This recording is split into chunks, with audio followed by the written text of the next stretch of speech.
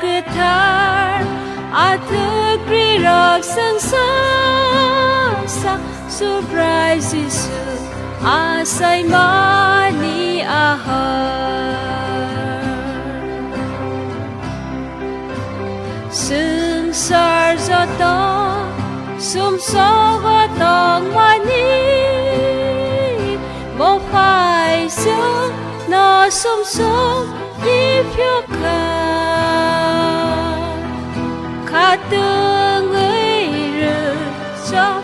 Man khát tao bọc sương sar Rok asal ketan Man mani bagai Kulam sidi Sorry Mi korang tadi Oh ketar Oh Sisu asay ma Oh ketar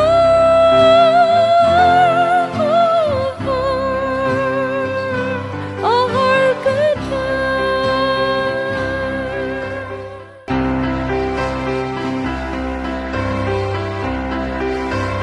Oi Tony po Or bay lam punong zagay Katung ay si Sunita ni Paika